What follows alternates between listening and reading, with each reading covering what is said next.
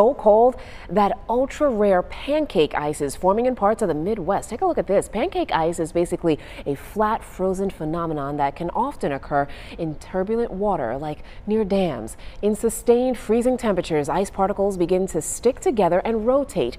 The process continues until a circular or bowl-shaped pancake is formed.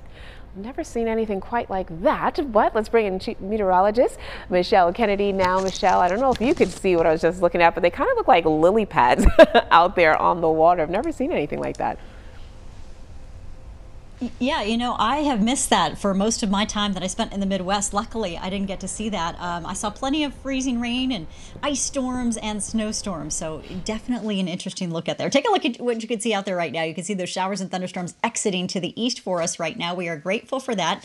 However, what's left on the roads may freeze overnight, and so we have not only concern for any lingering moisture to freeze in the mountains, but we also have a threat of more light rain, drizzle, all that developing through early tomorrow morning. That cold air is pumping in for us now from the north and east, and that northeasterly breeze through tomorrow should keep us cold. So the question is, do we work out of those low to mid 30s that we expect to be in early tomorrow morning and try and warm above freezing? We think most zones will at some point, but we have rain, sleet, and freezing rain out there that is a possibility heading into the weekend. And for the mountains, it's more of a sleet concern as you go up into Virginia, but it's a freezing rain that we have a bigger threat of through early tomorrow morning, giving us about 1/10 of an inch of light glazing possible. And so this is how we think it may shape up. Even for the Tri, that light freezing drizzle could have a big impact on our back steps or patios, the decks. You really want to be cautious too if you're heading out onto the sidewalks. It's something you might not be able to pick up and see very easily, as it could be a very thin coating and slick enough to create some slip and fall concerns.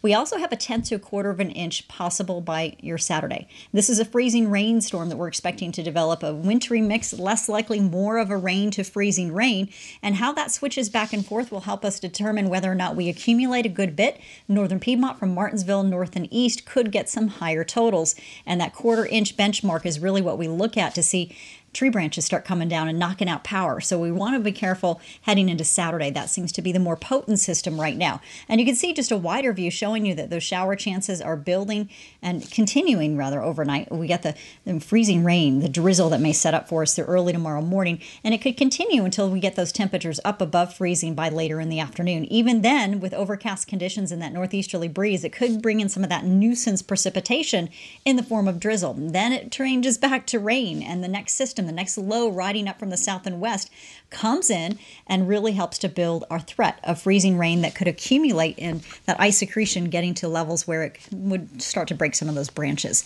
And not to mention, on the roads, we could have some slick spots. We're also watching those big lows kind of swing in over the next several days and into the next week. By next Wednesday could be another winter storm threat for us, so we'll be watching for that carefully. Overnight temperatures down into the low 30s. We've got freezing rain, spotty black ice is a possibility. And I wanted to show you this temperature map because as we go from Lawsonville through Walnut Cove and even Stokesdale and Madison, notice temperatures there are in the upper 30s. All of this is going to be wind dependent. So even if we say that the Triad, most folks aren't going to get ice to accumulate, your temperatures are going to play a role in that. Your elevation is going to play a role. And of course, how much moisture we get coming down in the form of that freezing rain, as those temperatures are near freezing, will matter heading into the weekend especially. 43 right now in Sparta, 41 in Galax. So we've got temperatures that are above freezing for now.